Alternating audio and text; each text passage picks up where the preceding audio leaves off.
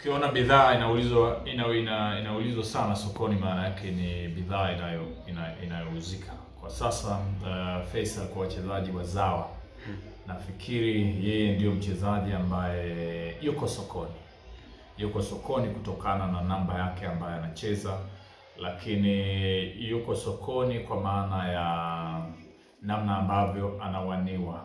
Inatajwa Simba, inatajwa Yanga, inatajwa Azam. Of course zamani alitokea Yanga kwa kashikashi za hapa na pale. Kwa hiyo Faisal Salum Abdalla kwa sasa ni muda wake wa kuhakikisha kwamba anatumia nafasi iliyopo kujinufaisha. Mpira wa miguu ni mpira ambao unachezwa kwa muda, ama ni ajira ambayo ni ya muda. Ni ajira ambayo unaifanya kati ya miaka 20 mpaka 29 njoo mpaka 30. Unachezwa kwa muda huu, hasa kwa mpira wa ushindani. Unaweza kaendelea mpaka 33, 35, lakini ule kabisa halali 25, 26, 27, 28, 29. Hapo unakuwa mwili wako bado haujawa na ukakasi wote. Kwa hiyo ni muda wake kijana, kwa maana ya Faisal Salum Abdalla. Nafikiri kuna kitu kimoja tu anatakiwa akifanye. Kitu gani hicho? Anapaswa kupata washauri sahihi. Anapaswa kupata washauri sahihi ambao katika jambo hili. Nimeona kwenye mitandao si kuna mtu anatoa milioni 80 mshahara. Ya Azam wanataja kupanda mpaka milioni 80. Simba milioni 50. Sijajua ofa ya Yanga ni kiasi gani. Yanga milioni 40 kama mshahara. Milioni 40. Milioni 40, milioni 50 inawezekana ikawepo. Hasa 40. Inawezekana ikawepo, lakini hiyo ya 80 sina hakika. Kwa nini nasema sina hakika? Kuna wachezaji wazuri ambao wanapatikana kwenye ligi yetu. Mmoja wapo akiwemo Pacome Zouzoua, Aziz Ki, Pinpin Kamara, Jean Charles Ahoua, nani mwingine ambaye anaweza kawa na thamani ya juu sana. Hawa ambao nimewataja kwa baadhi, around ya mshahara yao inaweza kawa kwenye 30, 20 na 40. 40 inaweza kawa juu kwa sababu ya market ilivyo. Mwingine mnamsahau Eli Mpanzu. Yaani hawa wanaweza kanacheza hiyo bei. Sawa. Wanaweza kanacheza hapo. Kwa hiyo kwa nini nasema atafute washauri sahihi? Hapa kuna kudanganyana. Siku moja nilikuwa nazungumza mahali nikasema, kwa mfano mtu anaweza kusema nitakupa signing fee milioni 800. Sisi wa nje tukawa tunasema jamaa kapiga noti. Kumbe unaenda kupigwa kwenye hiyo milioni 800, unapigwa mkataba wa miaka 5. Hiyo 800 gawanya kwa miaka 5 unapata ngapi? Unaambulia 100 na kitu. Yaani installment ya kwanza inaweza kama 200. Hizi zingine unaambulia tu kila mwaka 100. Kila mwaka 100. Hujamaliza hiyo signing fee, mkataba umeishia njiani. Si unaelewa Kwa hiyo sisi wa nje tunaona tukisikia bei inaweza kuwa bei kubwa sana. Kumbe kule kwenye mkataba halisi kuna mambo mengi, kuna masharti mengi. Kwa mfano kama mkataba wa Faisal Salum, nasikia ndani yake kuna vipengele vimeandikwa kwamba itakapofanyika biashara yoyote lazima consult Yanga. Lazima Yanga anufaike. Sawa Lakini kuna vipengele vingine vipo. Sawa. Tafsiri yake ni nini? Labda mkataba wa Faisal uvunjwe, ndio anaweza kaenda huko ambako mnakitaja Simba, sio?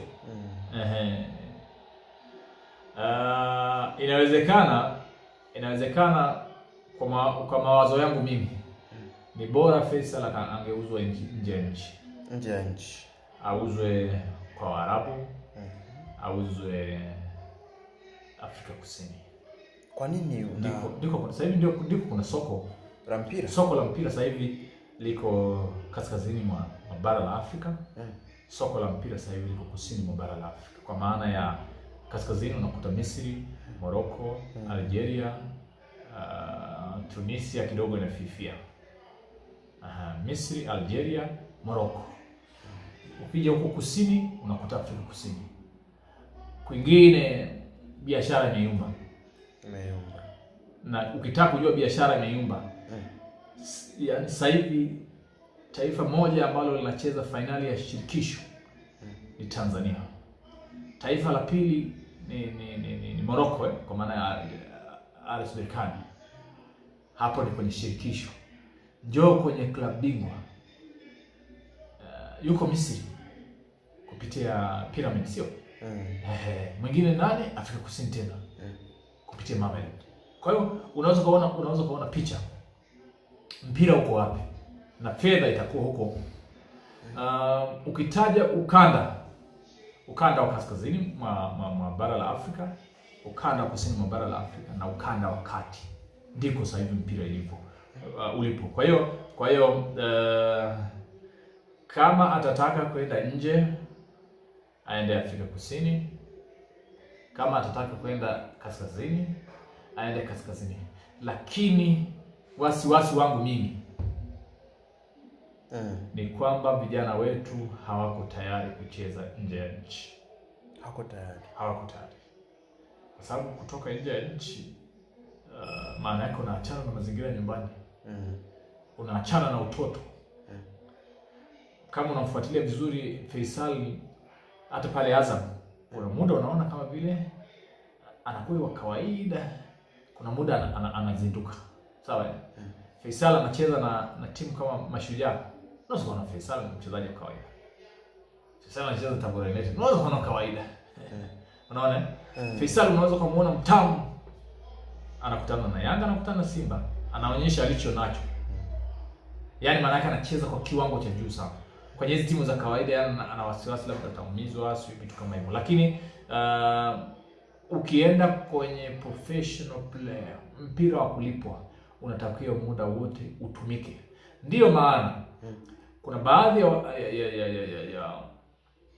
baadhi ya wachezaji wanakuja Tanzania, lakini tunaona kawaida kama Joshua Mtari, bwana so lazy nini. Kumbe yani yeye anakamia mechi moja, mechi zingine anachukulia hizi. Sisi huku tulikuwa tunatamani kwamba huyu jamaa ni hatari. Mtari hapo, lakini kama kina Jefa mwingine Karamo, yani kuna nyakati unaona huyu bwana kawaida, lakini kuna mechi nyingine anacheza vizuri, hii yuko chini. Kwa hiyo kumbe anaenda na temper. Ndicho ambacho hata wachezaji wetu kwa mfano kama Faisal tukimtoa nje inabidi awe makini muda wote, awazi mpira. Kwa mfano nataka nikupe mfano mzuri sana. Wachezaji wa Kikongo. Wakongo hawana cha kupoteza. Kwanza hali yao ya kisiasa unajua. Kwa hiyo Mkongo mani akija kwenye nchi yako atacheza kufa na kupona. Mwangalie Limpanzo. Mwangalie Ngoma. Mwangalie yule nani alishaondoka Tanzania anaitwa Beki nani? Alikuwa Simba. Hinonga Baka. Alikuwa ni hatari. Muda wote ilikuwa yani kila mechi anaitamani.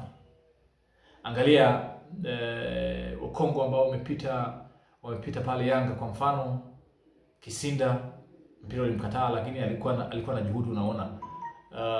Njoo mtu kama Mayele mpaka leo anaimbwa. Yuko Pyramid. Unajua Pyramid ni level nyingine. Yaani pale ule ni utawala mwingine, na zile nchi huwa zina mambo yake. Hata ukiwa unafanya vizuri sana yani amsha inaweza wanaweza sikufurahie sana. Labda wewe unacheza kwenye mechi za maamuzi. Mechi za maamuzi unatoa matokeo, hapo no way watakukubali. Sawa sawa. Kwa hiyo Kongo ndio taifa ambalo mtu anaanza kana fight kila siku. Kila siku. Mataifa mengine hayo mtu akikumbuka nyumbani kwao, bwana shavu nafuna bwana ana hela nyingi. Anaanza yani hajitumi sana. Kwa hiyo ushauri wangu kwa Faisal Salum Abdalla, atafute washauri wazuri. Hata pale Azam maisha yanaendelea sio. Lakini Azam shida ni makombe.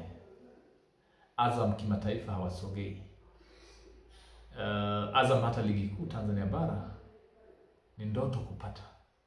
Kwa mfano tunaona ligi inaelekea mwishoni. Yaani ligi inaanza tu, mashabiki wanaanza kusema safari hii moto wa Simba hatari sana. Simba bingwa. Safari hii kwa mwenendo huu Yanga bingwa. Yaani sio Azam, sio tusubiri kwamba ligi ichangamke.